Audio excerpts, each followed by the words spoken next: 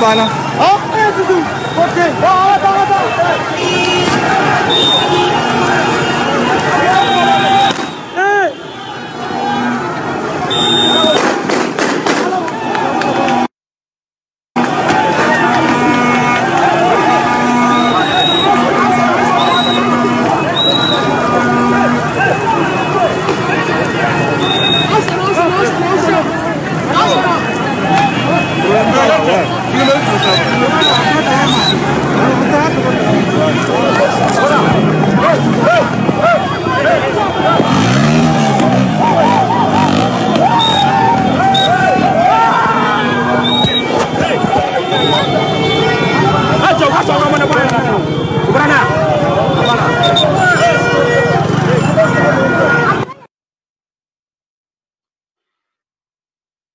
Bonjour mes chers abonnés, merci d'être là sur la chaîne Amtro TV, le média, édition spéciale appel sur le continent, une édition qui nous a parvenu, les informations viennent de nous parvenir et nous avons décidé de contribuer aussi à accompagner cette manifestation, aussi cette joie qui est déclarée par les Maliens. Nous allons vous donner la parole, aussi vous donner cette opportunité de vous exprimer face à ce problème du Mali.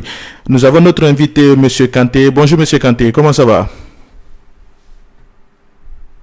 Bonjour, mon cher. Alors, vous venez de voir les images qui viennent de parvenir, qui viennent de circuler sur la chaîne Amtro TV, le média. C'est la réalité qui se passe au Mali. Aujourd'hui, les Maliens ont encore fait le 4e coup d'État. Que pensez-vous de cette coup d'État, de cette manifestation des militaires maliens sur le sol malien? Merci beaucoup, Monsieur Sam. Parce que le problème malien est un problème africain. Je pense que le Mali vient de loin.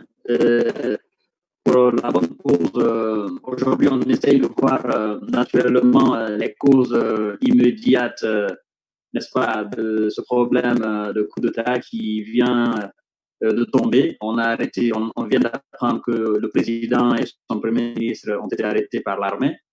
Donc, moi, particulièrement, cela ne m'étonne pas parce que, vous savez, le Mali est habitué par les coups d'État. Cela ne date pas d'aujourd'hui.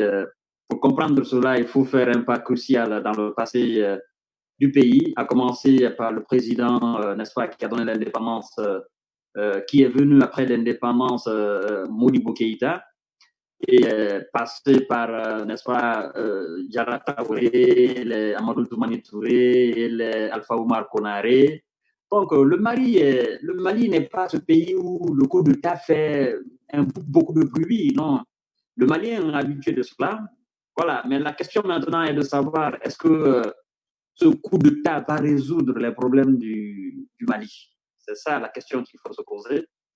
Et je pense que le président malien Ibeka, il est conscient, parce que c'est un homme réfléchi, il est conscient de tout ce qu'il a fait, il est conscient de tout ce qui s'est déroulé sous son régime, n'est-ce pas, au Mali, il est conscient du peuple que le Mali a, il est conscient de la détermination du peuple, il est conscient, n'est-ce pas, de la conscience politique du peuple de Mali.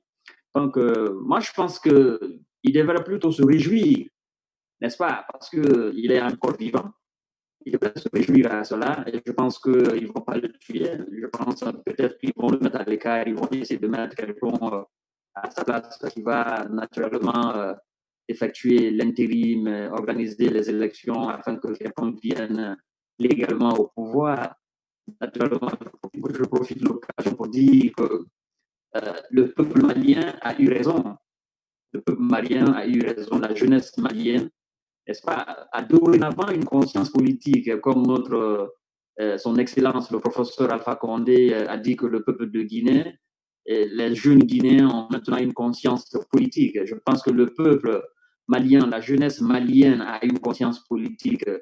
Et c'est cette conscience politique qu'elle manifeste du jour au jour, qu'elle essaie de matérialiser sur le terrain, sur le sol malien, afin de montrer à la face du monde que le Mali n'est plus, n'est-ce pas, ce pays où, naturellement, un autocrate viendra s'imposer et essayer d'esclaver la population malienne, essayer d'utiliser la population malienne à sa guise, essayer d'utiliser la population malienne comme bon le semble. Je pense que ça, c'est une très belle motion pour les futurs présidents maliens qui doivent comprendre que quand on est président au Mali, on n'est pas président pour soi, on est président pour le peuple. Je pense d'ailleurs aussi que ce monsieur, ce religieux, monsieur Diko, il a compris. C'est un bon.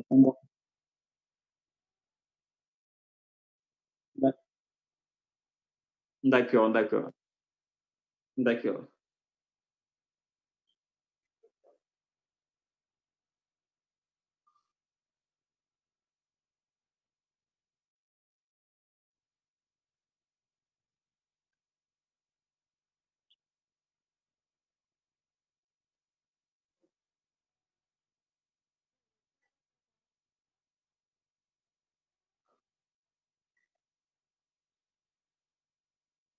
Tous les présidents africains doivent prendre l'exemple sur ça. Parce que en ce moment, les présidents, le peuple africain, ils sont conscients. En ce moment, les présidents africains nous prennent pour des bêtes. Oui. En ce moment, eux nous prennent pour des bêtes. Et ainsi, ça trouve qu'on est plus réveillés que eux. Tu as vu? Toute cette jeunesse n'a qu'à prendre l'exemple sur ça. Tu as vu? La Guinée, la Côte d'Ivoire, le Mali, le Sénégal, tous ces pays-là doivent prendre l'exemple sur le Mali. Les présidents ne sont pas là pour faire leur troisième mandat. Et tous sont là pour faire leur mandat et puis quitter. 2 mandats. On n'est plus maintenant dans 3 mandats. Je vous remercie beaucoup. Je voudrais intervenir un peu sur ça. Merci beaucoup à vous. Merci pour cet appel. Comme vous venez de l'entendre, vous pouvez faire comme eux. Monsieur Kanté, alors nous parlons de 4e coup d'État au Mali. Est-ce que c'est une solution pour le Mali de continuer toujours sur cette voie de coup d'État à chaque changement de régime au Mali? Vous savez, monsieur Sam, c'est ce que je dis toujours à tous les panafricains, parce que vous n'êtes pas sans savoir qu'aujourd'hui, la jeunesse africaine, la plupart des jeunes se réclament panafricains. Moi, je dis toujours aux gens, je dis, il faudrait que l'Afrique appartienne aux Africains. En tant que l'Afrique n'appartient pas entièrement aux Africains, on va toujours assister, n'est-ce pas, à ces événements pareils. Le Mali.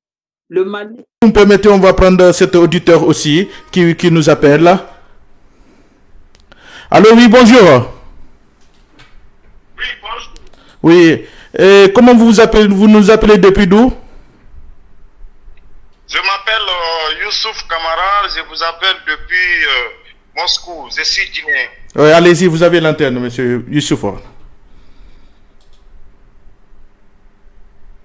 Ce que je voulais dire par rapport à la situation du Mali, je pense que le problème là aurait pu être résolu autrement. Le président IBK, moi personnellement, ça me fait vraiment mal qu'il soit parti de cette manière, avec tout le bagage intellectuel qu'il a, ses relations et surtout le soutien immense que les autres chefs d'État l'ont apporté dans cette crise. Mais ce que les chefs d'État africains doivent comprendre, à un moment donné, il faut écouter le peuple. Allô? Oui, allez-y, vous avez l'antenne. Ok. À un moment donné, je pense qu'il faut écouter le peuple parce que le peuple du Mali.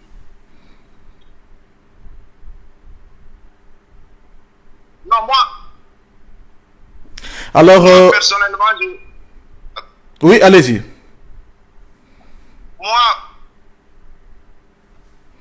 Je pense qu'on a un souci de communication, Monsieur Kanté. Oui, est-ce que c'est une solution? C'est une solution pour le Mali aujourd'hui de passer tout le temps par coup d'État quand ils veulent changer un régime? C'est ce que je disais tantôt, parce que il faut prendre aussi le président qui appelle, parce que tout le monde a envie d'y revenir. Mais ce qu'il faut savoir, c'est que la question est la bienvenue. Et la question de savoir qu'est-ce que les coups d'État antérieurs à celui d'aujourd'hui apportent au Mali. Les coups d'État qui se sont succédés au Mali, qu'est-ce que ça a apporté aux Maliens? Est-ce que ça a changé la situation des Maliens? Est-ce que, n'est-ce pas, ça a réglé les problèmes des Maliens? Est-ce qu'il faut continuer de faire les coups d'État au Mali? Je pense que ce n'est pas la solution. La solution, les Maliens doivent s'asseoir pour réfléchir et se dire, mais pourquoi chaque fois nos présidents n'arrivent pas à nous satisfaire? Et ce qui nous conduit à faire des coups d'État, assister des coups d'État chaque fois au Mali. Qu'est-ce qui se passe à la tête de l'État? Qu'est-ce qui fait que à chaque fois qu'il y a un nouveau président, ou à chaque fois que tel veut, n'est-ce pas, être président au Mali, il a des bonnes initiatives, il a des bons plans pendant qu'il est opposant, mais une fois au Mali, n'est-ce pas, il n'accomplit pas réellement ce que le Malien veut. Il ne marche pas comme le Malien veut qu'il marche. Il fait ce qu'il veut. Il ne regarde pas la souffrance du peuple. Il ne regarde pas ce que le peuple lui demande. Pourtant, c'est le peuple qui le met à sa tête. C'est là la question que les Maliens doivent se poser. Parce que ça ne sert à rien de faire les coups d'État incessants. Ça ne sert absolument à rien. Ça ne va pas résoudre les problèmes du Mali. Aujourd'hui, c'est le tour d'Ibeka et son régime. Demain, ce sera le tour de quelqu'un d'autre. Donc, le Mali a cette culture de coup d'État qui est différente de la Guinée. Je le précise très bien. Oui, mais M. Kaba, il y en a d'autres même qui le disent sur les antennes, sur les publications sur la chaîne, qui demandent aussi est-ce que c'est pas une solution pour la Côte d'Ivoire aussi? Est-ce que ça ne sera pas une solution en Côte d'Ivoire? Que pensez-vous dire sur cette situation? Allez-y. Non, les gens se trompent. Il ne faut pas que les gens se trompent. Les cas ne sont pas les mêmes. Mali est un pays qui a la culture de coup d'État, sans avoir faire ce qu'on appelle une guerre civile. La Côte d'Ivoire n'a pas cette culture de coup d'État où on va prendre le président, on l'enlève, il n'y a pas de guerre civile au pays. Non. On a vu la Côte d'Ivoire qui a fait la guerre civile dans les années 2000. Dans les années 2010, ça a été encore du massacre afin que Gbagbo ne quitte.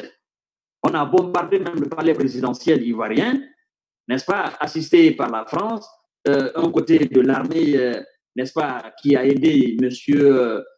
Alassane Dramane Ouattara, qui est aujourd'hui au pouvoir, n'est-ce pas, la Cour constitutionnelle qui avait reconnu Dramane Ouattara vainqueur et que Gbagbo ne voulait pas quitter. Donc, le Mali est différent de la Côte d'Ivoire sur le plan de coup d'État. Et la Côte d'Ivoire est très différente de la Guinée, le Mali est très différent de la Guinée. Aujourd'hui, le Mali est à son 4e coup d'État ou 5e, si je ne m'abuse, si je ne me trompe. Mais dans les années passées où le Mali a fait les coups d'État, est-ce qu'il y a eu guerre civile? Non. Est-ce qu'il y a eu massacre de population? Non. La vision du Mali, c'est que lorsque le président ne fait pas ce que les Maliens demandent, qu'est-ce qui se passe? L'armée, à un moment donné, prend sa décision. Il y a toujours un militaire qui a toujours cette initiative pour dire, écoutez, on ne va pas continuer à massacrer le peuple, on ne va pas continuer à déshonorer le peuple. D'accord. Allô, bonjour. Oui, bonsoir. Oui, comment vous appelez? Vous nous appelez depuis d'où? Depuis Enrichi. On vous entend pas bien. Est-ce que vous pouvez augmenter la voix, s'il vous plaît?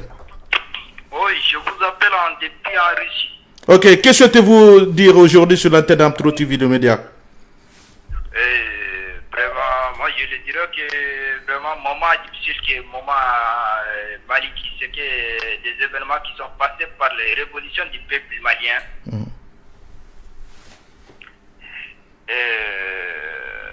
Regardez le moment actuel. Vous êtes là, anti des touristes qui sont là, moment même des autorisations des pays qui sont actuels, qui sont là, ils sont pris et tout ça. Et des révolutions par ici, l'armée, il a fait des coups d'État. Moi, je suis content de laisser l'armée. Demain, qu'est-ce qu'il arrive? Les présidents du Niveau qui sont actuels, il faut mettre sur place, qu'est-ce qu'il va faire? Quelles sont les visions? Et il faut savoir que demain, qu'est-ce qui vous arrive? De manière, il faut penser, il ne peut pas mettre que des choses en réalité, vous restez comme ça. Et il y a des touristes d'une manière concrète, qu'est-ce que vous allez faire demain?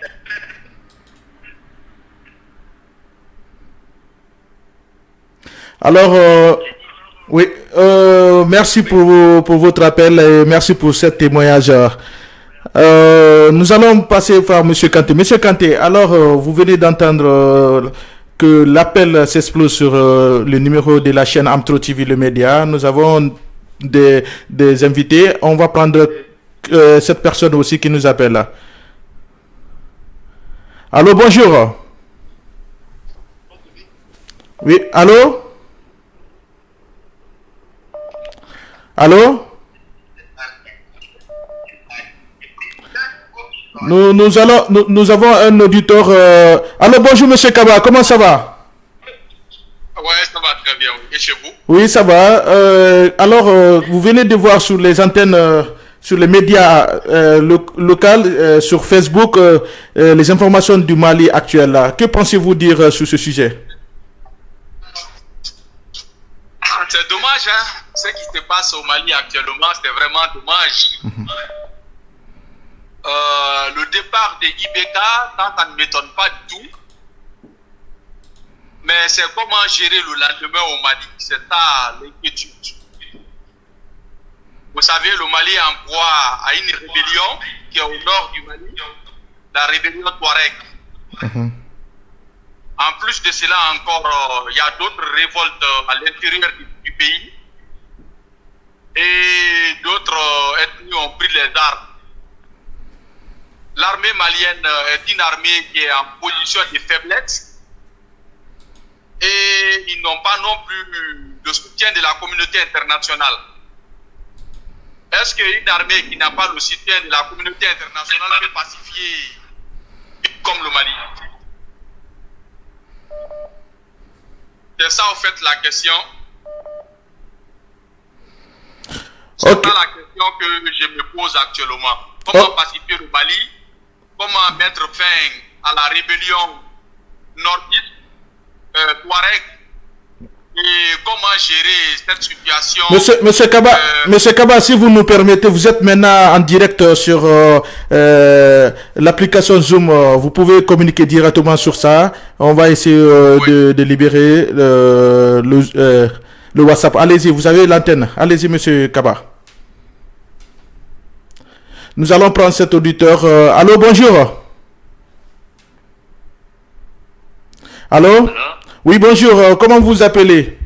Et vous nous appelez depuis d'où? Oui, je m'appelle Ibrahim Abdelkarim Maïga. Je vous appelle depuis Mozambique. Ok. Et qu'est-ce que souhaitez-vous dire? Vous avez l'antenne. Qu'est-ce que souhaitez-vous dire aujourd'hui? Vraiment, je suis satisfait de ce qui est en train de se passer au Mali maintenant.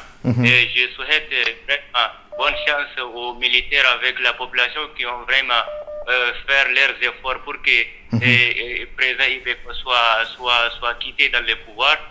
Et nous qui sommes dans les diasporas, on a vraiment l'envie de les souhaiter bonne chance. Et qu'on évoque aussi les bons dieux pour que les pays soient avec pris une bonne mesure.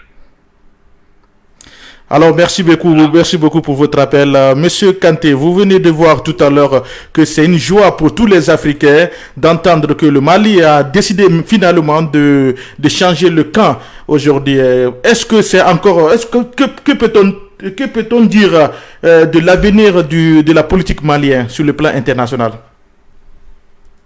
Moi, je me dis plutôt qu'on doit se préoccuper de la politique intérieure. On doit s'inquiéter de la politique intérieure du Mali, n'est-ce pas, de l'avenir intérieur du Mali que de l'avenir extérieur du Mali. La communauté internationale n'est pas un dogme. La chose la plus importante, c'est comment le peuple malien perçoit la chose. C'est comment le peuple africain perçoit la chose. Je veux dire naturellement le coup d'État. Peu importe ce que dira la communauté internationale. Il faut qu'on sorte dans ce carcan de la communauté internationale. La communauté internationale n'est pas un dogme, ce n'est pas une religion. Ce qui est important, c'est ce qui se passe sur le terrain malien. C'est le peuple malien qui est important. Bien sûr, la France va dire oui, c'est ça, les États-Unis vont dire oui, c'est ça. Ça a été le cas dans le passé. Le Mali a fait combien de coups d'État? Ils ont dit la même chose, mais après, ça s'est passé. La CEDEAO a fait la même chose. Mais moi, je me dis qu'on doit laisser cette communauté internationale. La communauté internationale ne doit pas influencer nos décisions dans nos pays africains. Ce qui est important aujourd'hui, c'est que l'armée malienne a pris conscience. Le peuple malien, à un moment donné, a pris conscience de son existence, a pris conscience de la situation catastrophique du Mali, a pris conscience de l'indécision du président de la République, IBK. Il a pris conscience de la défaillance du système politique mis en place par ce président et le peuple du Mali, le peuple malien s'est révolté, s'est relevé, il y a eu un soulèvement. Et l'armée malienne qui, dans le passé, a effectué les mêmes devoirs, a pris conscience et s'est dit non, on ne peut pas rester les bras croisés. C'est quand même nos frères qu'on tue, c'est nous-mêmes, l'armée malienne qu'on est en train de massacrer au nord. Oui, mais monsieur Kanté, nous voyons déjà que monsieur Ibeka n'a pas même duré au pouvoir. Ils n'ont pas donné la chance d'aller jusqu'à la fin de son mandat. Mais est-ce que c'est une solution toujours sur le Mali? Nous le voyons que chaque année, chaque changement de régime, il faut que ça se passe en coup d'État. Mais ce problème inquiète beaucoup les Africains. Est-ce que c'est une solution pour le Mali? Monsieur Sam, ne dis pas qu'il n'a pas duré. Il a fait quelque temps. Vous savez, chez nous, les Guinéens, en bon malinqué, je vais essayer d'interpréter ça en français. On dit que le sommeil qui sera très doux, c'est-à-dire le sommeil qui sera très doux, on sent ça à travers la qualité de la somnolence. Voyez-vous, le peuple de Mali a compris que l'avenir du Mali n'était pas reposé dans la main de Ibeka. Le peuple de Mali a compris que Ibeka était un homme faible, était en quelque sorte, n'est-ce pas, un espion de la France à la tête du Mali. Le peuple de Mali... D'accord. Alors oui, bonjour. Oui, bonjour. Vous allez bien? Oui, ça va. Comment vous appelez et vous nous appelez depuis d'où? Moi, c'est Abouaka Sangaré depuis Italie. Vous avez l'antenne, M. Abouaka Sangaré. Ok. C'est juste pour intervenir sur l'actualité qui se passe au niveau du Mali. Allez-y. Aujourd'hui, on est très très content. Aujourd'hui, pour que le peuple malien prenne sa souveraineté, pour enlever les présidents. Nous tous, on est très contents pour ça. Allô? Allô, oui, allez-y. Oui, voilà. On veut que le peuple malien prenne leur destin en main. En mettant un président en place, ils doivent choisir un bon président. Et ne laissent pas faire à les gens de venir installer leur président. Le peuple malien doit toujours chercher un bon président qui peuvent enlever le Mali dans cette polémique. quand même, nous tous, les jeunesses africaines sont derrière le Mali. Je vous remercie. Merci beaucoup à vous. Alors, monsieur Kanté, vous venez d'entendre tout à l'heure que des appels d'appréciation, des appels de soutien auprès des Maliens. Aujourd'hui, Ibeka n'est pas au Mali. Qui va continuer ce régime et qui va organiser ces élections au Mali? Il ne faut pas que les gens s'inquiètent pour cela. Je vous ai dit tout à l'heure, mon cher, le peuple malien est déjà habitué au coup d'État. Je pense qu'on doit parler, sur d'autres choses. Il ne faut pas s'inquiéter à savoir qui va organiser les élections, qui va assumer l'intérim. Il y a toujours quelqu'un au Mali qui va assumer l'intérim. Ça a été le cas à travers les coups d'État passés. Donc, le peuple malien est habitué à cela. Mais ce qui est profond dans cette affaire, n'est-ce pas, de soulèvement populaire au Mali qui a fini par faire un coup d'État au Mali, c'est que il faut aller au fond des choses, au tréfond des choses. Vous savez, pour comprendre la nature de tout ça, il faut s'intéresser un peu à la déstabilisation de la Libye. À l'époque, bon nombre d'Africains étaient contents pour dire que oui, Kadhafi, c'est un dictateur, il est mort, il est tant. Bien sûr, bon nombre d'Africains étaient contents. Et aucun président africain, matériellement, concrètement, n'a réagi par rapport à cela. Et aujourd'hui, après la déstabilisation de la Libye, après la mort de Kadhafi en 2010-2011, si je ne m'abuse, il y a eu ce qu'on appelle la division au sein de ce peuple libyen. Et vous n'êtes pas sans savoir que ce peuple était un peuple vraiment militarisé. Personne ne sait la quantité d'arsenal que Kadhafi détenait dans sa Libye natale. Avant la chute de Kadhafi, l'Afrique ne connaissait pas ce qu'on appelle le djihadisme. L'Afrique ne connaissait pas ce qu'on appelle le terrorisme. Le Mali ne connaissait pas ce qu'on appelle le terrorisme. Le terrorisme est venu quand? Boko Haram est venu quand? Et qui a créé Boko Haram? Qui a créé la rébellion au nord du Mali? Qui est à la base de tout ça? Qui est à la base de la déstabilisation du Mali?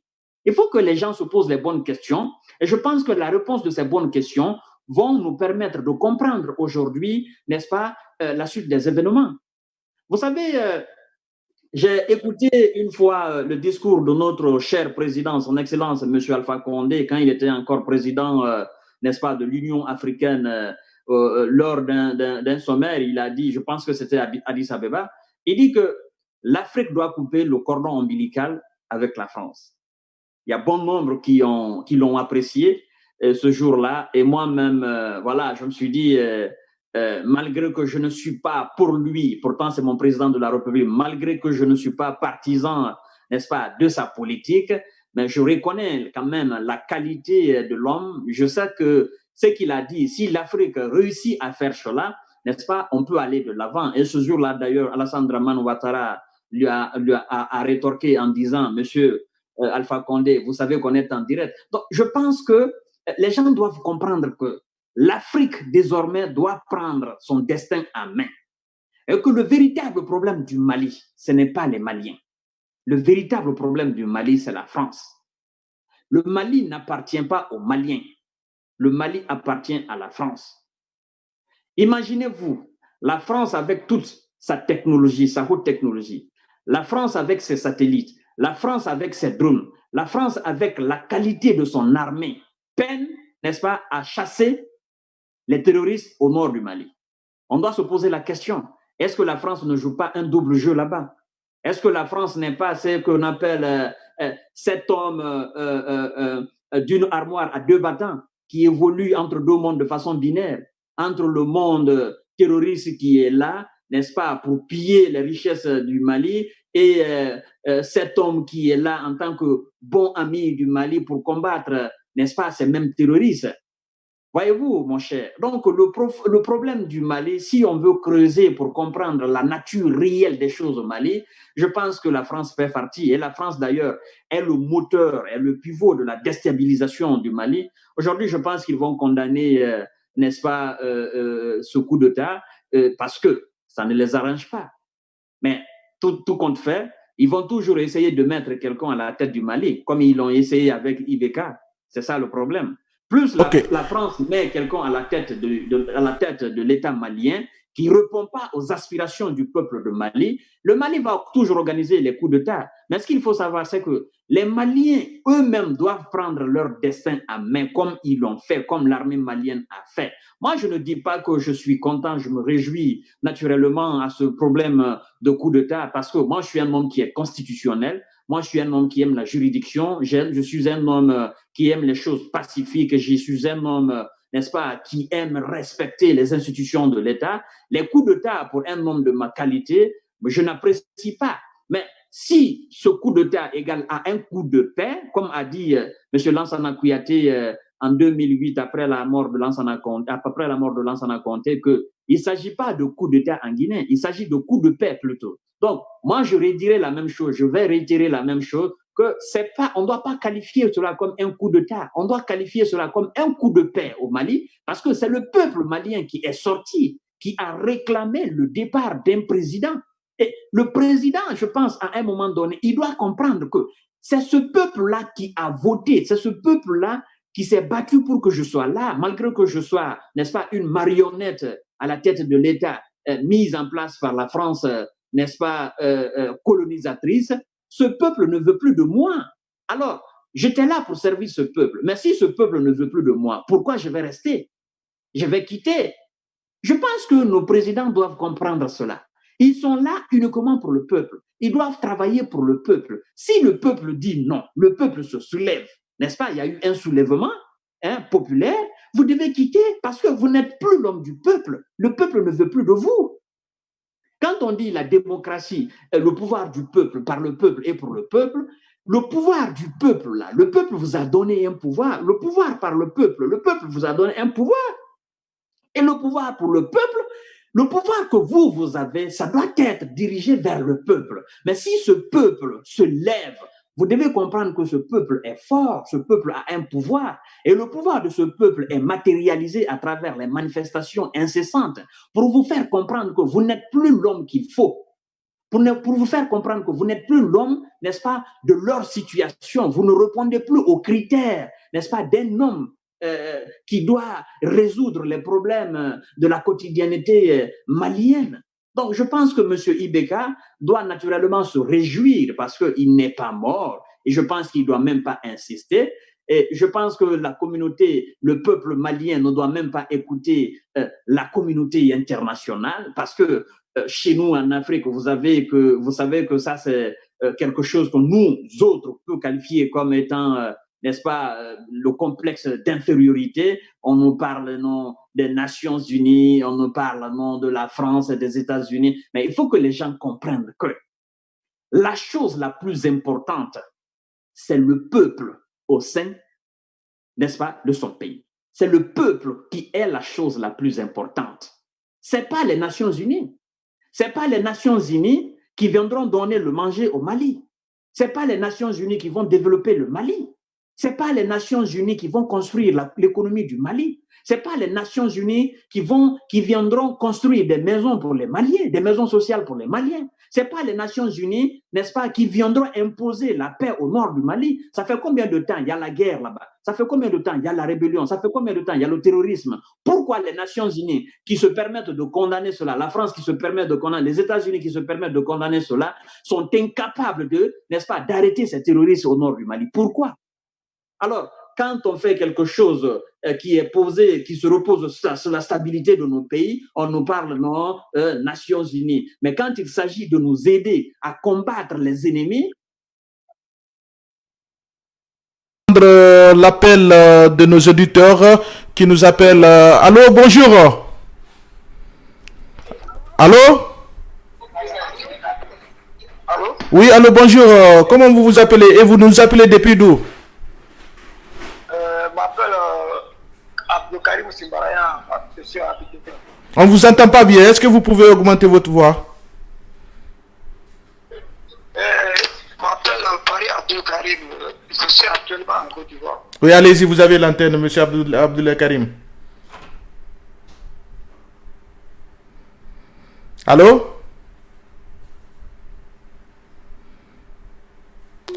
Nous avons perdu. Nous allons passer l'antenne à monsieur Kanté. Monsieur Kaba aussi nous a rejoint tout à l'heure sur le direct. Il va aussi essayer de donner ses points. Monsieur Kanté, à vous l'antenne. Allez-y. Toujours, monsieur Sam, comme je disais, il ne faudrait pas qu'on ait peur de cette communauté internationale parce que la survie de l'Afrique, la survie de nos États africains ne dépendent pas de la communauté internationale. La Chine n'a pas regardé la communauté internationale pour se bâtir, n'est-ce pas? L'Europe elle-même n'a pas regardé la communauté internationale pour se bâtir. La Russie n'a pas regardé la communauté internationale pour se bâtir une nation. Les États-Unis elles-mêmes, n'est-ce pas, n'ont pas regardé la communauté internationale pour se bâtir. Donc, je pense que nous, Africains, nous devons faire la même chose. Nous devons mettre... Bonjour. Oui, hello, bonjour. Oui, bonjour. Comment vous appelez? Vous nous appelez depuis d'où?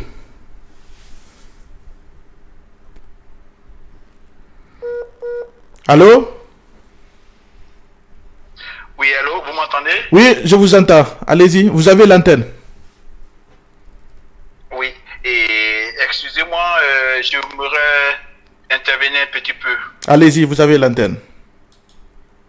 Ok, je suis d'origine africaine, plus précisément d'Afrique de l'Ouest, et j'aimerais demander à la population ouest-africaine vraiment d'essayer de mettre un peu d'eau dans leur vin. Je vais citer quelques exemples tout court, monsieur. Et est-ce que chasser les présidents du pouvoir, est-ce que c'est la solution aux problèmes que notre pays sont confrontés la plupart? On a vu le cas du Burkina, on a vu le cas du même Mali avec le président ATT. Et aujourd'hui, la même situation se répète. Alors, je pense que la population elle-même doit se remettre en cause. Celui que vous avez chassé hier, et aujourd'hui vous le réclamez, et aujourd'hui vous chassez un autre, est-ce que ces mêmes personnes, vous n'allez pas les réclamer encore demain? Je pense qu'arrivé un moment donné dans la vie, on n'a qu'à essayer de se remettre un petit peu en cause. C'est vrai, c'est bien beau de s'asseoir devant les médias, souvent devant l'ordinateur de tout un chacun dans leur salon, pour toujours pour gueuler celui ou bien pour gueuler celle-là. Est-ce que c'est la solution? Est-ce que nous les Africains même, est-ce qu'on se met au travail comme il se doit? Moi je m'assois souvent, j'observe, et la plupart de ces personnes, elles vivent tous en Occident. Alors, vous vivez en Occident, vous voulez que votre pays, vos continents ressemblent à l'Occident. Est-ce que vous-même, vous vous battez? Est-ce que vous vous mettez au travail? Qu'est-ce que vous apportez à votre population? Qu'est-ce que vous apportez à votre population? Je pense qu'il est grand temps que nous, les Africains, on est qu'à essayer de se remettre un petit peu en cause. Moi, je vous le dis clairement, je ne suis pas du tout d'accord, je ne condamne tous les coups d'État aujourd'hui.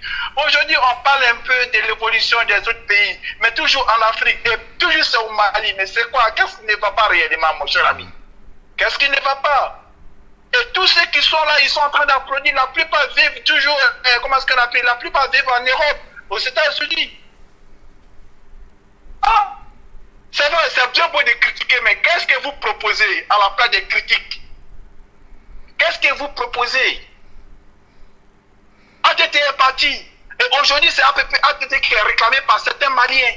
Et aujourd'hui, vous appelez quelqu'un d'autre, vous chassez quelqu'un d'autre du pouvoir. Est-ce que vous n'allez pas réclamer cette même personne encore? Regardons le Burkina.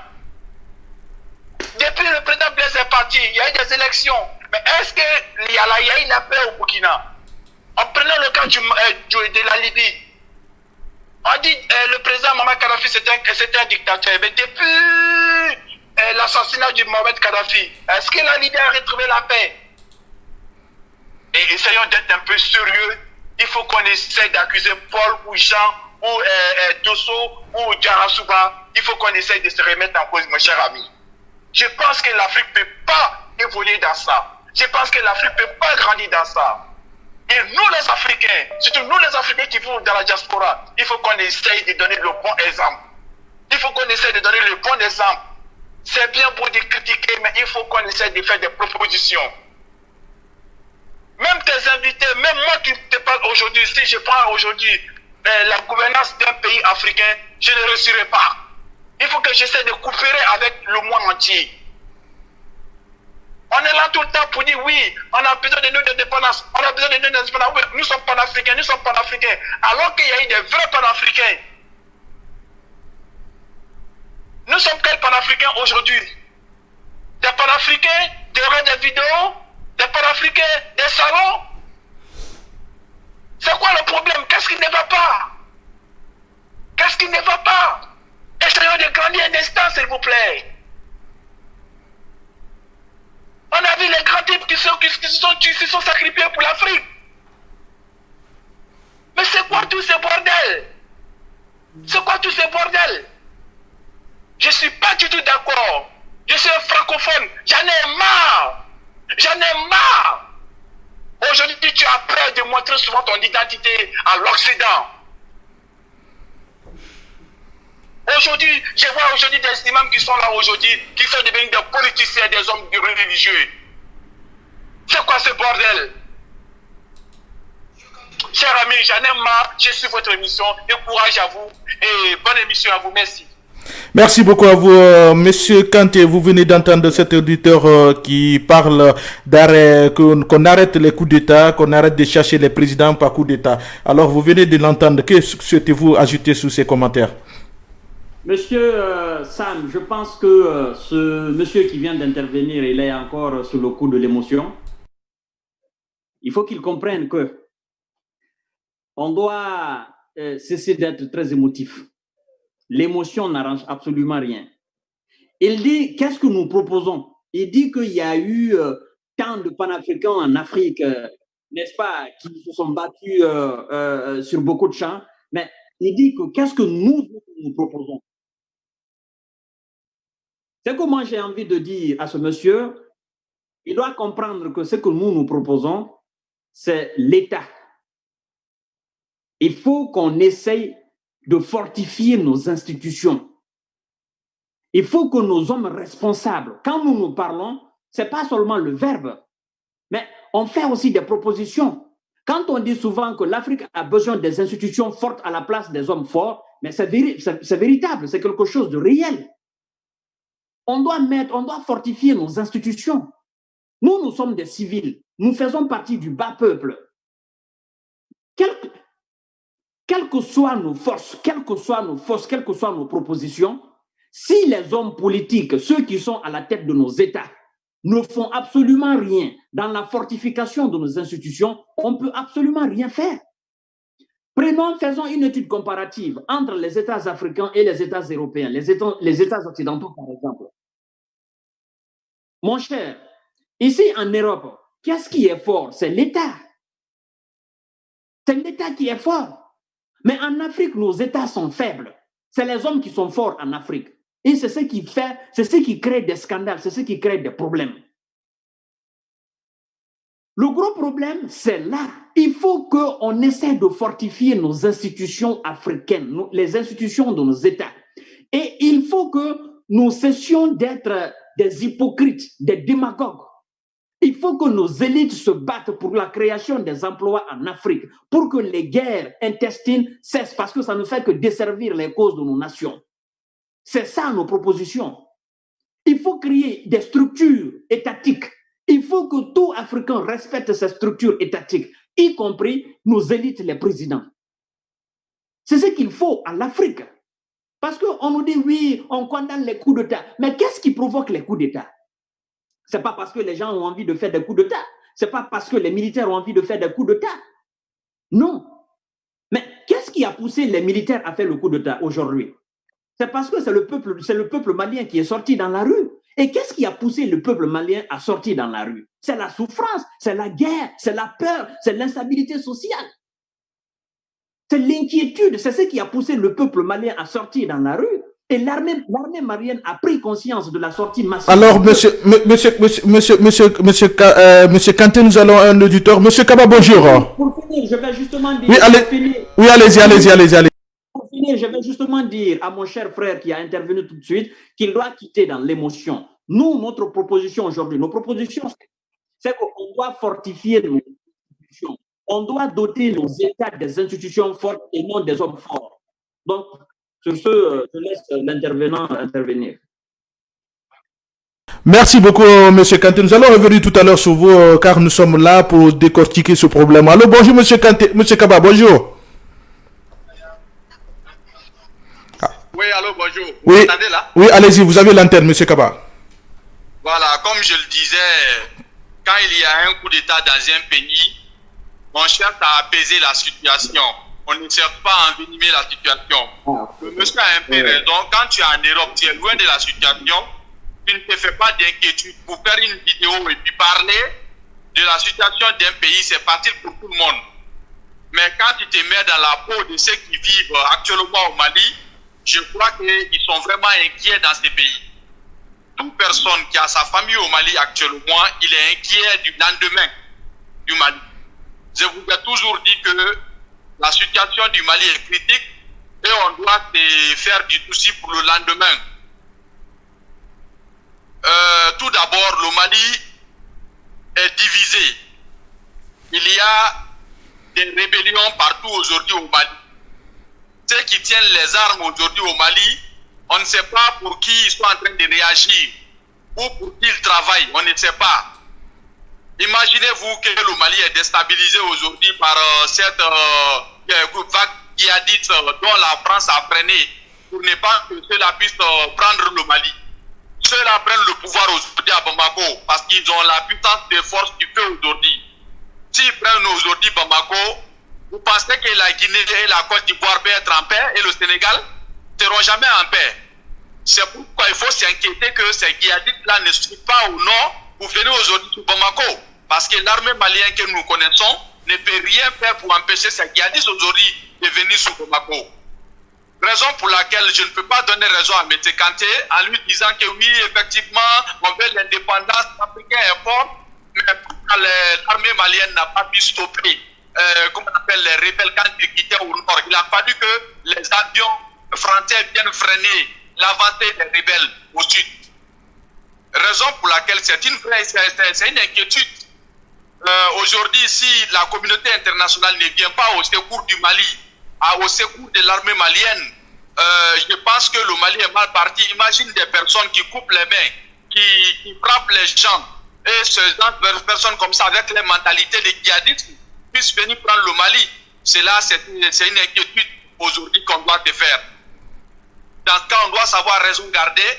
Quand on veut faire des discours aujourd'hui, on doit appeler à l'apaisement pour que les fils du Mali qui ont pris leur courage aujourd'hui pour enlever Ibeka, qui n'avaient pas de soucis pour le Mali, qui ne s'inquiétaient même pas de ce que le Mali vivait, jusqu'à ce que le pays a été envahi. Maintenant, ces gens-là aujourd'hui, les Mamoudou Diko, avec ses compagnons et autres, avec les opposants maliens, doivent aujourd'hui s'asseoir avec les gens du Nord, les Touaregs du Nord, pour parler du problème du Mali, afin de trouver une solution pour gérer une transition pour que le Mali puisse sortir de cette situation. Voilà, pour l'instant, je vais m'arrêter. Si vous voulez que j'intervienne encore à nouveau, je vais intervenir. Mais c'est mon point de vue parce que je ne peux pas m'asseoir sur un plateau et puis cautionner certains dits que moi, je ne partage pas personnellement. Merci beaucoup, M. Kaba. Nous allons passer la parole à M. Kanté. M. Kanté, vous voulez... Oui, allez-y. Avant de rebondir directement sur ce que M. Kaba vient d'énumérer tout à l'heure, je vais d'abord passer l'antenne à un de mes aînés qui va justement vous dire 2 ou 3 mots et puis moi je vais continuer s'il vous plaît. Vous l'écoutez parce que je l'ai ici, j'ai mis le parleur. Donc M. Silla, vous pouvez aller directement. Alors d'abord, M. Kanté, je vous dis bonjour, je salue tous qui sont sur les antennes. Il y a des moments où il y a des événements qui sont vraiment nécessaires. Quand vous regardez dans le passé, avant l'indépendance, il y a eu des hommes, des compatriotes qui ont compris qu'il fallait l'indépendance. Donc ils ont lutté pour ça. Il y a des choses qui sont réellement nécessaires dans la vie. Quand dans une situation, un peuple, des citoyens qui sont là à observer, à voir leur pays piller les biens de leur pays, expatrier à l'extérieur, prendre l'argent, prendre les biens, les ressources de votre pays, aller à l'extérieur et s'asseoir alors que le peuple est en train de souffrir, je pense qu'il faut vraiment un combat pour ce changement-là. À un certain moment, il est nécessaire qu'il y ait un changement. Donc, on ne peut pas dire que tout coup d'État est tout à fait négatif. Les gens ne respectent pas leurs projets politiques, ne respectent pas leurs conventions, ne respectent pas leurs contrats avec la société, avec le peuple. Ce qu'ils disent avant les élections et après les élections, leur comportement est complètement différent. Donc, quand le peuple fait face à ça, automatiquement, il y a une réaction. Je ne dis pas qu'il y a des coups d'État quand même, dont il y a des hommes ambitionnés qui veulent le pouvoir, qui viennent faire des coups d'État, bien sûr. Mais quand le peuple se sent vraiment dans une situation là où il faut vraiment un changement, il réclame un changement. Je ne pense pas que ça, c'est un acte qu'il faut condamner. Donc, mes chers frères, nous sommes tous d'accord que nous devons, peut-être que quand ils font la comparaison, c'est par rapport à l'Europe. Mais dis-moi, M. Kanté, quel est le pays européen là où tu vois les gouvernements prendre les richesses de leur pays, aller les détourner dans d'autres pays, prendre les biens du peuple? Regardez ce qui se passe en Afrique. Regardez actuellement ce qui se passe avec les chefs d'État africains, avec leurs familles, avec leurs amis et tout ce qui se passe. Est-ce que vous pouvez me dire que même s'il faut un coup d'État, n'est pas possible pour arrêter ça, logiquement? Mais voilà des situations comme ça, là où moi je peux faire allusion, mais je ne dis pas vraiment que c'est nécessaire qu'on arrête un président, tout ça, il faut le chasser, non. Mais voyez aussi les conditions dans lesquelles le peuple est en train de traverser. Voyez les conditions dans lesquelles les gens ont signé des contrats avec le peuple. Est-ce qu'ils respectent leurs paroles? S'ils savent qu'ils ne sont pas capables, s'ils savent qu'ils sont empêchés, s'ils savent qu'ils n'ont pas les moyens de leur politique, à quoi ça sert de s'engager à un pouvoir? Pourquoi? Et pourquoi s'endetter? Pourquoi se maintenir? Qu'est-ce que Alassane Ouattara va amener encore qu'il n'a pas fait? Pourquoi tout ça là? Pourquoi tout ça? Voilà un peu des cas comme ça. Il faut que nous soyons un peu logiques. La situation africaine, à un certain moment, il faut des solutions qu'il faut immédiatement. Le Mali a besoin d'un changement. Je ne dis pas que ce soit militaire ou quoi, mais le Mali avait besoin d'un changement. Donc attendons de voir la suite de ça. Merci, M. Kanté. D'accord. Merci, M. Silla. Alors, pour ma part, je vais naturellement vous dire et revenir sur les propos de M. Kaba, mon cher ami et compatriote. Vous savez, M. Sam, lorsque M. Kaba dit que le Mali a besoin d'une intervention de la communauté internationale, que n'eût été, n'est-ce pas, l'intervention de la France avec ses avions, que les djihadistes, n'est-ce pas, allaient prendre le contrôle du Mali. Je me dis, M. Kaba, excusez-moi de l'expression, je veux que vous soyez un peu ouvert d'esprit, que vous élargissez un peu, n'est-ce pas, votre vision de la chose. Pour nous parler aujourd'hui de l'intervention de la France, il faut comprendre que ces djihadistes qui sont là, avec leurs armes, avec leurs munitions, ils achètent ça où? Ils enlèvent ça où? Qui est-ce qui a détruit la Libye? C'est pas la France? C'est la France. Qui est-ce qui a tué Kadhafi? Qui est-ce qui a bombardé? C'est la France et l'OTAN. Alors, si la France se fait aujourd'hui bon ami du Mali, du peuple libyen et du peuple malien pour combattre les djihadistes, je me dis que c'est un faux combat. C'est un faux combat. La France est en train de manipuler nos peuples africains. Il faut qu'on se dise la vérité. Je vous ai tout à l'heure parlé de la qualité d'arsenal que détenait M. Kadhafi dans sa Libye natale. Et ce sont, n'est-ce pas, ces armes que, n'est-ce pas, les djihadistes sont en train d'utiliser aujourd'hui dans le nord du Mali, au Cameroun, au Tchad. C'est la vérité, qu'on se dise la vérité, mon cher. Alors, il ne peut pas me dire que la France vient avec ses hélicos pour aider. Mais si c'est ce que Tiken Jah Fakoly a chanté. Tu ne peux pas mettre feu à une maison et secourir, n'est-ce pas, les habitants de cette maison. Qui met feu à l'Afrique? Qui a mis feu à la Libye? Ce sont les retombées, n'est-ce pas, du feu de Libye que le peuple malien est en train de ressentir aujourd'hui. Donc, il faut que M. Kaba essaye de sortir un peu dans cette affaire de la communauté internationale. La communauté internationale n'est pas un dogme, ce n'est pas une religion. Nous devons nous battre pour avoir un peuple, pour avoir un État. Les pays africains doivent se battre pour avoir un État, pour structurer leurs États, pour respecter les institutions, pour fortifier nos institutions. Les peuples africains doivent se battre pour avoir le respect. Et on ne peut avoir le respect qu'à travers la force. C'est la force qui inspire le respect. Vous voulez le respect, vous n'êtes pas fort. Non. Aujourd'hui, on respecte la France, on respecte les États-Unis, on respecte la Russie. Mais vous n'êtes pas sans savoir que c'est des nations qui sont fortes. C'est des nations qui ont la technologie. C'est des nations qui fabriquent des avions, qui fabriquent des armes. C'est pas le peuple français qui effraie le peuple africain, non. Mais c'est la technologie française qui permet à la France d'être puissante, qui permet à la France d'être une nation crainte. Est-ce que l'Afrique a cette technologie? Est-ce que l'Afrique...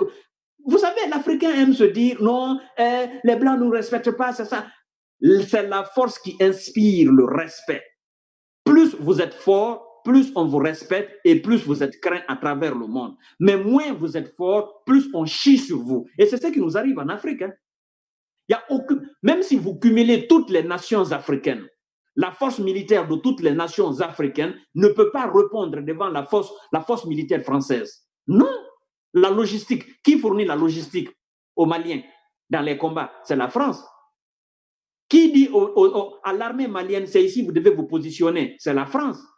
Qui dit à l'armée malienne, c'est comme ça vous devez attaquer? C'est la France. Qui forme même l'armée malienne dans le désert pour attaquer les djihadistes? C'est la France. Et qui sait? Si c'est cette même France, cette même armée française qui est derrière ces djihadistes, c'est ce que je vous ai dit tout à l'heure. Je pense que bon nombre n'ont pas compris. La France joue ce qu'on appelle, n'est-ce pas, il joue ce jeu d'un homme d'une armoire à deux battants et qui évolue entre deux mondes de façon binaire. C'est ça.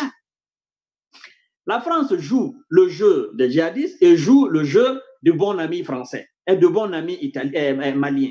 Il faut que les gens quittent dans ce qu'on appelle communauté internationale. Il faut qu'on arrête de parler de ce mot-là, communauté internationale. C'est bien vrai qu'on ne peut pas se développer aujourd'hui, n'est-ce pas, en étant seul. Mais, du moins, mon cher, il faut qu'on essaye d'avoir la force dans nos États. Il faut qu'on fortifie nos États. Il faut qu'on respecte la structure de nos États. Il faut qu'on crée des emplois chez nous. Il faut que nos élites travaillent pour nos peuples différents, que nos élites, les présidents qui sont à la tête de nos États, créent des emplois permettant à la jeunesse africaine, permettant à la jeunesse malienne de travailler. Mais aujourd'hui, on parle de djihadistes, on parle de rebelles. Qui est rebelle au Mali? Qui est djihadiste? Depuis quand? Qu'est-ce que les djihadistes foutent au Mali?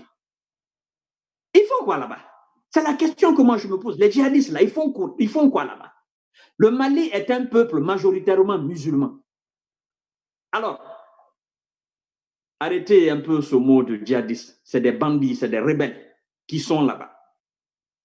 Fomentés par les puissances étrangères pour exploiter la richesse du Mali, pour exploiter l'or malien. C'est ça le véritable problème. Et quand on exploite l'or malien,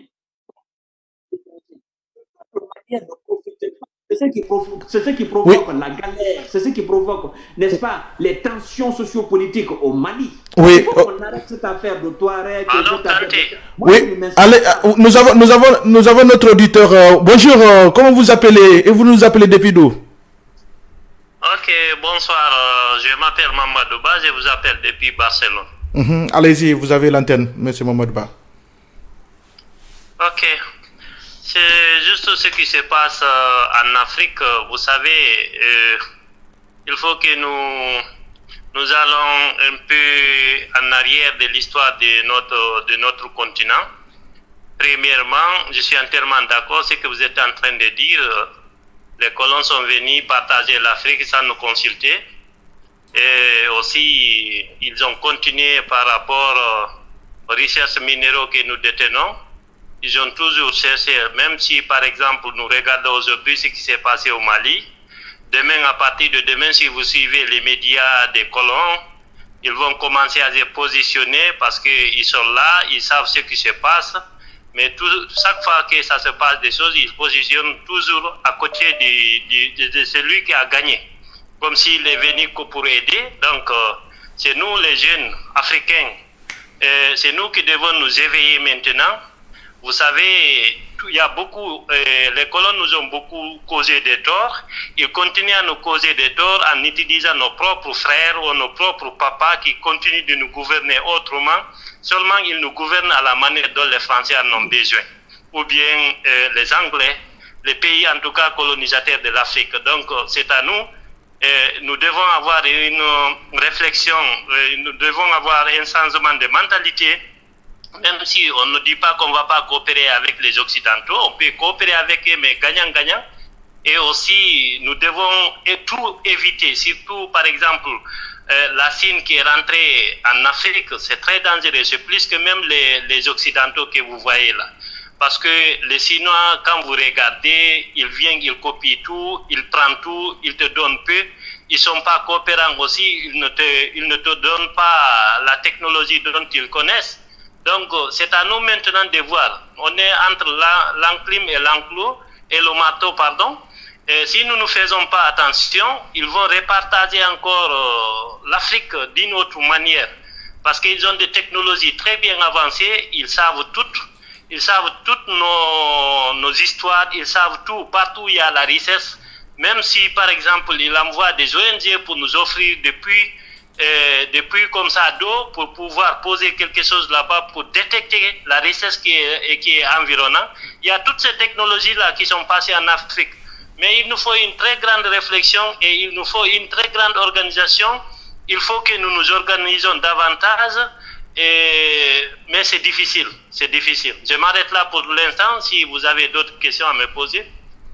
Parce que c'est la première fois que j'interviens dans votre média, je ne sais pas comment vous fonctionnez. Je m'excuse très fort si je suis parti hors du sujet, quoi. Merci beaucoup pour votre appel. Nous allons donner la parole à Monsieur Kanté. Monsieur Kanté, vous venez de l'entendre tout à l'heure. Aujourd'hui, la situation devient très grave. Les pays comme la Côte d'Ivoire, la Guinée s'inquiètent beaucoup de leur sort. Alors, que peut-on dire à ces pays? Monsieur Sam, je pense que les gens qui s'inquiètent beaucoup pour la Guinée, pour la Côte d'Ivoire, ne connaissent pas ce qu'on appelle la culture politique des pays. Le Mali a une culture politique qui est très différente de celle de la Guinée et de celle de la Côte d'Ivoire. Ce qui s'est passé au Mali aujourd'hui et ce qui s'est passé au Mali dans les années passées, depuis l'indépendance du Mali, ne s'est jamais passé en Guinée et ne se passera jamais en Guinée. L'armée guinéenne n'est pas égale à l'armée malienne. Il faut que les gens se détrompent. L'armée guinéenne n'est pas égale à l'armée ivoirienne. Il faut que les gens se détrompent. L'armée guinéenne est une armée à part. L'armée malienne est l'image de l'armée française. L'armée guinéenne n'est pas l'image de l'armée française. L'armée guinéenne est l'une des armées les plus cosmopolites de la sous-région en termes de formation, en termes, n'est-ce pas, de l'art militaire. Au sein de l'armée guinéenne, vous avez presque toutes les formations, que ce soit la formation soviétique, la formation américaine, la formation chinoise, la formation sud-africaine, la formation, toutes les formations. Ça, c'est un. De deux, au sein de l'armée guinéenne, je vous l'avoue, je n'ai pas la preuve matérielle, mais je sais, parce que je suis guinéen, j'ai vécu en Guinée et je connais bien l'armée guinéenne, je connais bien la culture politique guinéenne. L'armée guinéenne n'est pas une armée soudée comme l'armée malienne. L'armée guinéenne est subdivisée et chacun évolue dans son clan. Donc, il est difficile pour une armée pareille de mener un coup d'État. C'est très difficile. Pendant que d'autres sont pour, d'autres sont contre, d'autres sont neutres. D'autres se disent, OK, allez-y, il n'y a pas de souci. Nous, on vous regarde, on n'est pas contre, on n'est pas pour, mais on est là. Donc, que les gens se détrompent. En Guinée, il n'y aura jamais de coup d'État militaire pour renverser M. Alpha Condé. Non. Ça n'a jamais été le cas de la Guinée. La Guinée n'est pas habituée à cela. Jamais. C'est vrai, on va qualifier les événements d'Addis et de Sekouba, de Toumba d'un coup d'État. Mais pour moi, ça, ce n'est pas un coup d'État. Ça, c'est deux frères militaires qui se sont attaqués. Mais je parle d'un coup d'État pour renverser un civil. Alors, il faut que les Guinéens se détrompent. L'armée guinéenne ne fera pas face à M. Alpha Condé. Jamais. Jamais. L'armée guinéenne ne pourra pas le faire. Ne va même pas le faire. Ne va même pas essayer de le faire. On a vu ce qui s'est passé au temps de Lansana Conté. Hein? Ce coup-là, déjoué, ils sont allés prendre Lansana Conté avec des faux discours. On a vu ce qui s'est passé, mon cher. Donc, il faut que les gens se détrompent. Il n'y aura jamais de coup d'État en Guinée pour dire l'armée va prendre le contrôle du pouvoir. Non. Monsieur Alpha Condé sait manipuler l'armée. C'est ça. L'armée elle-même sait se manipuler parce que les hauts gradés de l'armée guinéenne, entre eux-mêmes, sont divisés et chacun vit dans son coin, chacun est avec son élément. Donc, les éléments ne sont pas unis pour mener à bien un coup d'État en Guinée. C'est impossible. L'armée malienne et l'armée ivoirienne, c'est à peu près l'image de l'armée française. C'est l'armée française, c'est la France qui contrôle ces armées-là. Mon cher. Donc, il faut que les gens se détrompent. Et l'armée ivoirienne ne va jamais, n'est-ce pas, faire un coup d'État à Alassane Dramane Ouattara. Ce serait inconcevable. Comment voulez-vous qu'un monsieur du calibre de monsieur Dramane Ouattara, qui a accompli des miracles en Côte d'Ivoire, il a fait, n'est-ce pas, des travaux gigantesques, il y a une bonne partie, une très grande majorité du peuple ivoirien qui aime bien ce monsieur, n'est-ce pas, qui aime bien, qui l'applaudit parce qu'il a travaillé, il a construit des ponts, il a construit des routes, il a amené la Côte d'Ivoire à un niveau beaucoup plus élevé et que parce qu'on a fait un coup d'État au Mali, que l'armée ivoirienne va faire un coup d'État en Côte d'Ivoire. Non. Que l'armée ivoirienne va faire un coup d'État à M. Dramane Ouattara. Non. Il faut que les gens se détrompent. Les choses s'assemblent mais ne se ressemblent pas. Alors, mon cher Sam, le cas du Mali, le Mali est déjà habitué à ces coups d'État. Laissons Mali dans son cadre, laissons la Guinée dans son cadre, laissons la Côte d'Ivoire dans son cadre. Et moi, je ne souhaite pas. Il ne faudrait pas que les gens essayent de colporter des amalgames dans ces pays-là, que les gens cessent d'être des colporteurs d'amalgames. La Côte d'Ivoire a connu la guerre. On ne souhaite plus qu'il y ait de la guerre en Côte d'Ivoire. On ne souhaite pas cela. Il faut que les gens comprennent encore une fois. La Côte d'Ivoire a connu deux guerres qui ont été fatales, deux guerres, n'est-ce pas, qui a vu des enfants ivoiriens mourir, n'est-ce pas, comme du gibier. Donc, il faut que les gens essayent de penser autrement. Aujourd'hui, on a fait un coup d'État au Mali. Vous avez entendu qu'on a tué quelqu'un là-bas? Vous avez entendu que l'armée a fusillé le peuple? Vous avez entendu qu'il y a eu de ripostes entre militaires? Non. Donc, cessons d'être des colporteurs d'amalgame. Il n'y aura jamais de coup d'État en Côte d'Ivoire pour renverser Dramane Ouattara. Il n'y aura jamais de coup d'État en Guinée pour renverser Alpha Condé. Malgré que je ne suis pas, n'est-ce pas, je ne suis pas d'accord avec M. Alpha Condé pour son 3e mandat, ni Alassane Dramane Ouattara pour son 3e mandat. Mais moi, je dis qu'il n'y aura jamais de coup d'État en Guinée, il n'y aura jamais de coup d'État en Côte d'Ivoire. Et je ne souhaite même pas. Parce que je sais bien que la Guinée est une nation très stratégique dans la sous-région. La Guinée fait frontière au Libéria, qui a connu la guerre civile. La Guinée fait frontière au Sierra Leone, qui a connu la guerre civile. La Guinée fait frontière à la Côte d'Ivoire, qui a connu la guerre civile. La Guinée fait frontière au Mali, qui vient de connaître un coup d'État. Astagfirullah. Quand on dit en Guinée, paf, c'est fini pour la sous-région. Je te dis la vérité. Hein. La Guinée est un point stratégique de la sous-région. Donc, nous ne souhaitons pas, parce que connaissant bien l'armée guinéenne, connaissant bien les divisions internes de l'armée guinéenne, connaissant bien les rivalités au sein même de l'armée guinéenne, connaissant bien l'ego surdimensionné de certains généraux, de certains colonels en Guinée, des officiers, des hauts gradés de l'armée guinéenne, quand on dit que coup d'État en Guinée, je pense que ça va finir par des fusillades entre les militaires. Et ces balles vont atteindre les civils. Ça ne serait plus un problème de coup d'État, mais ce serait une guerre civile. Laissons les Guinéens dans leurs problèmes politiques. Ils vont ranger ça autrement. Ils vont régler ça autrement. Laissons les Ivoiriens dans leurs problèmes politiques. Ils vont ranger ça autrement. Ils vont régler ça autrement. Aujourd'hui, le problème, c'est le Mali. Mali a fait un coup d'État. Mali est déjà habitué à cela. On ne va pas revenir là-dessus. Oui, mais monsieur Kanté, est-ce qu'aujourd'hui, c'est président? On ne va même pas s'inquiéter de l'avenir politique du Mali. Le Mali est déjà habitué à cela. Donc, moi, je ne m'inquiète pas, ne vous inquiétez pas. Les Maliens vont trouver solution à cela. Ils vont mettre quelqu'un là-bas qui va assumer l'intérim. Ils ne vont pas tuer Ibeka, ils ne vont pas tuer son premier ministre, ils ne vont pas tuer, n'est-ce pas, les membres de son gouvernement. Ils l'ont juste enlevé. Ils vont mettre quelqu'un qui va assumer l'intérim, qui va organiser les élections et le peuple malien va continuer à vivre. Monsieur Kaba, Monsieur Kanté, oui, merci pour ces précisions. Mais nous voulons savoir, en fait, aujourd'hui, nous voyons cette situation au Mali. Est-ce que les pays comme la Côte d'Ivoire et la Guinée ne doivent pas s'inquiéter aussi à cet mouvement de grève qui va aussi prendre force comme le Mali? Non, non, non, non, non, non. Il ne faut même pas que vous vous inquiétez pour cela. La Guinée a connu sa plus grande grève, sa plus grande manifestation de tous les temps en 2007.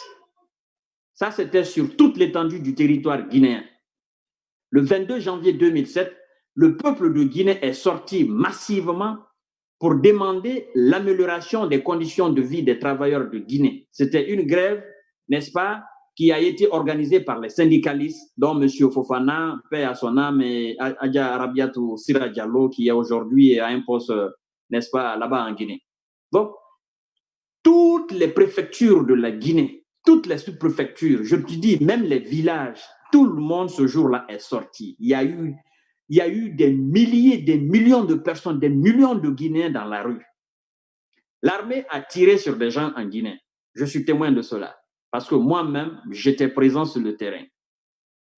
Voyez-vous, si réellement l'armée guinéenne devrait faire face à un pouvoir, ce jour-là, l'armée guinéenne devrait faire face à M. Lansana Conté pour dire, monsieur, écoutez, on a trop tué les civils, il faut quitter.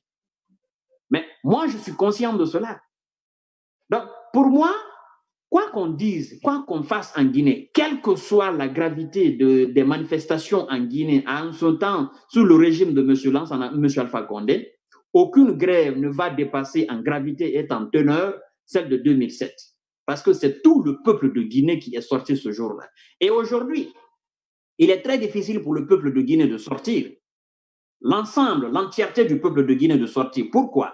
Parce qu'il y a une grande partie du peuple qui supporte M. Alpha Condé et il y a une bonne partie aussi qui ne supporte pas M. Alpha Condé. Or, en 2007, c'est l'ensemble du peuple de Guinée qui s'est donné main pour manifester contre les exactions, contre l'abus du pouvoir de M. Lansana Conté. Tel n'est pas le cas aujourd'hui. Donc, il est très difficile aujourd'hui qu'on s'inquiète, n'est-ce pas, du sort du peuple de Guinée, qu'on se dise, voilà, il y aura des manifestations, qu'on s'inquiète. Non!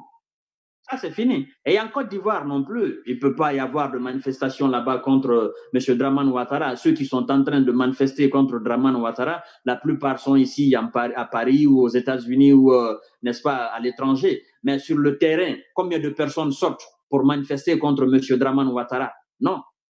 Moi, je vous ai dit la fois dernière, Dramane Ouattara, moi, je l'admire, c'est un travailleur, mais je suis contre qu'il continue. C'est ça juste mon point de vue. Et je pense d'ailleurs que n'est-ce pas, le peuple ivoirien est conscient de cela et le peuple ivoirien ne va pas manifester contre M. Dramane Ouattara parce qu'ils sont conscients, le peuple est conscient, n'est-ce pas, des événements qui sont déroulés en 2000 et en 2010 lors, n'est-ce pas, de la chute de Gbagbo.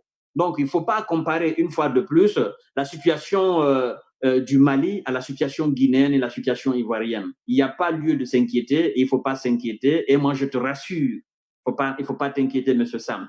Et les téléspectateurs qui nous suivent actuellement, il ne faudrait pas que vous vous inquiétez. La Guinée, la culture politique guinéenne est totalement différente de celle du Mali et celle du Mali est totalement différente aussi de celle de la Côte d'Ivoire. Donc, ne vous inquiétez pas, il n'y aura pas de problème en Guinée ni en Côte d'Ivoire. Merci beaucoup, Monsieur Kanté. Nous allons essayer de mettre fin à ce débat. Nous sommes à 1h et quelques de débat. Nous avons eu des réactions de nos auditeurs et de nos abonnés. Alors, Monsieur Kanté, compte tenu du sujet d'aujourd'hui, que souhaitez-vous dire comme conclusion face à cette situation que nous voyons aujourd'hui au Mali? Une joie pour d'autres personnes, une tristesse pour d'autres personnes aussi, et aussi un regret pour d'autres personnes. Que pensez-vous dire à ceux des Africains, ceux des Maliens qui s'éclatent de joie sur le sol malien? Alors, mon cher, ce que moi je souhaite naturellement dire à tout le peuple, à tous les Maliens et en général au peuple africain, et quand je parle du peuple africain, j'accentue, je mets un accent très particulier sur les peuples subsahariens, c'est-à-dire nous autres, Côte d'Ivoire, Mali, Afrique du Sud, Soudan, Tchad, je parle de nous autres. Ce que j'aimerais dire, moi qui suis homme juridique, moi qui aime le respect des institutions, moi qui aime le respect, n'est-ce pas, des institutions de nos États, juridiquement, je peux condamner. Je peux dire que je suis mécontent. Je peux manifester mon mécontentement, mon cher. Parce que je sais que ce n'est pas le respect de la loi. Mais ce qu'il faut savoir en matière de loi, c'est que c'est le peuple qui vote les lois. C'est ce que bon nombre oublient. C'est qu'à tout moment, le peuple peut changer sa loi. Donc, s'il y a un soulèvement populaire, qu'une population, n'est-ce pas, se lève, n'est-ce pas, que la partie de la population qui s'est levée, n'est-ce pas, constitue les 80 ou les 85% des populations d'une nation, ça veut dire simplement que c'est le peuple entier qui s'est levé. Et c'est ce peuple même qui vote les lois, c'est ce peuple même qui fait les institutions des institutions, c'est ce peuple même qui met ses présidents à la tête. Donc si ce peuple se lève, ça veut dire en quelque sorte que ce peuple est insatisfait par rapport, n'est-ce pas, aux travaux de leur président. Donc c'est le peuple qui vote les lois. Le peuple peut changer les lois à tout moment. Le peuple malien a voté ces lois. Et aujourd'hui, le peuple malien s'est levé pour dire, voilà, on ne veut plus cette loi, on veut changer cette loi. C'est vrai. Nous allons prendre cet auditeur avant de passer à la conclusion. Oui, bonjour, bonsoir. Vous allez bien? Oui, ça va. Que souhaitez-vous dire ce soir sur ce sujet du cas du Mali? Oui, je dis bonjour à tous les auditeurs et bonjour aussi à tous les Maliens et Maliennes.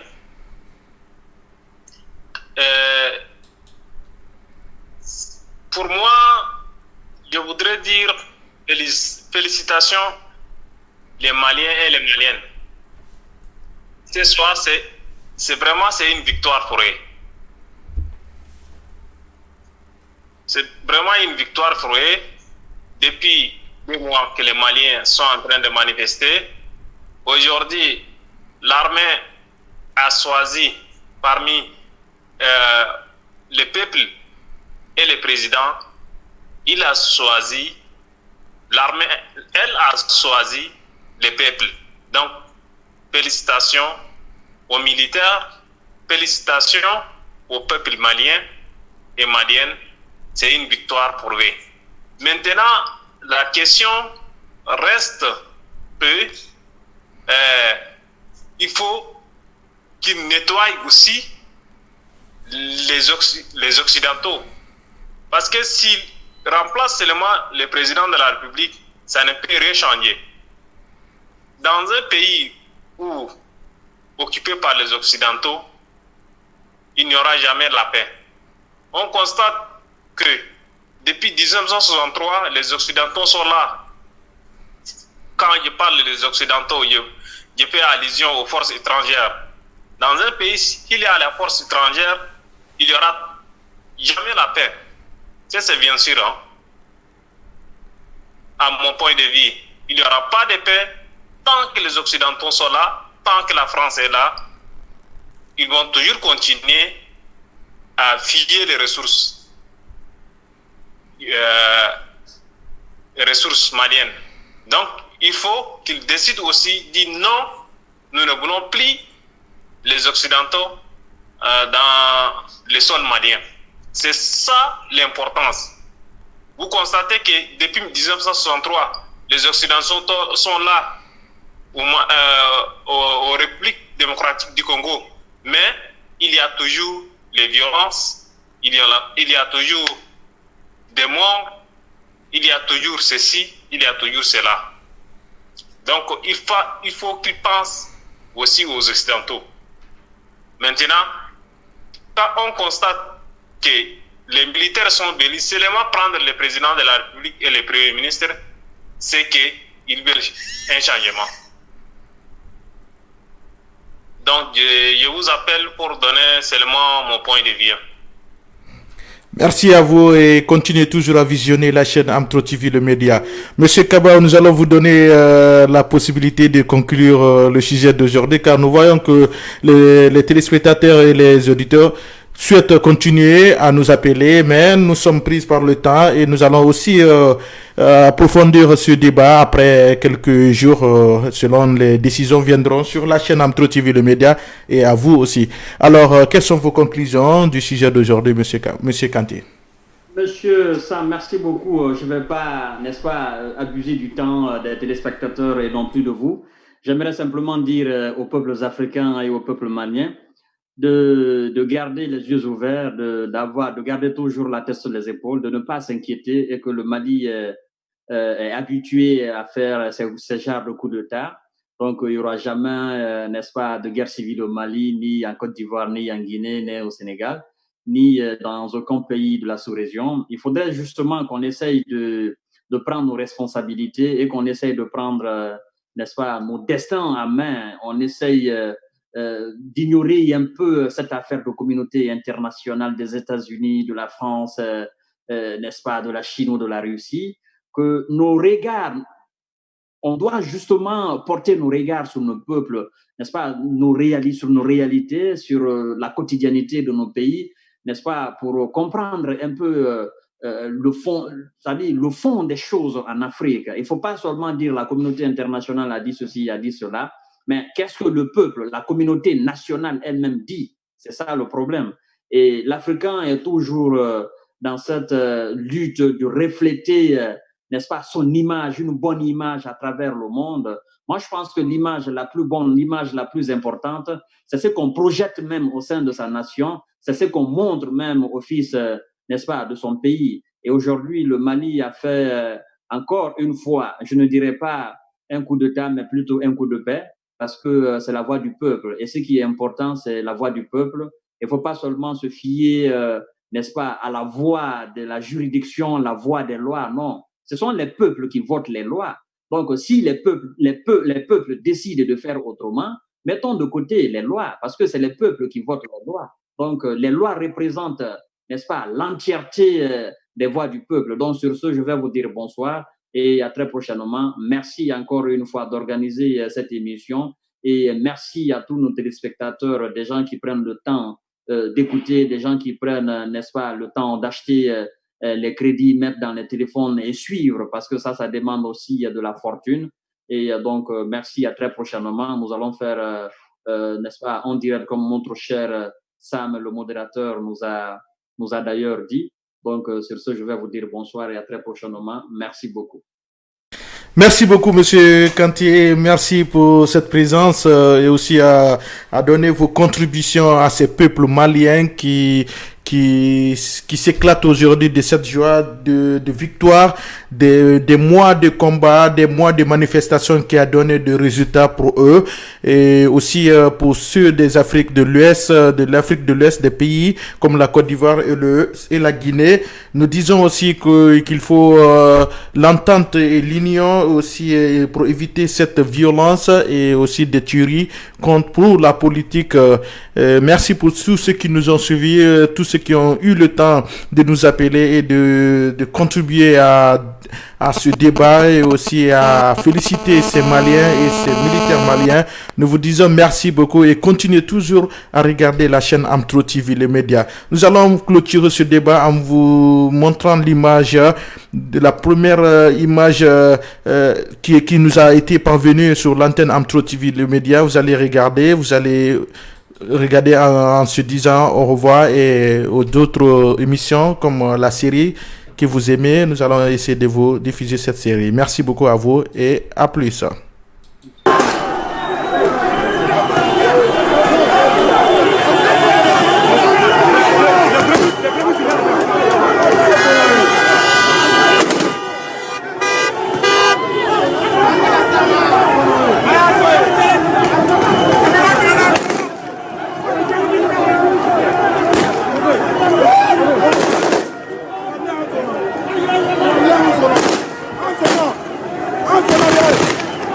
non.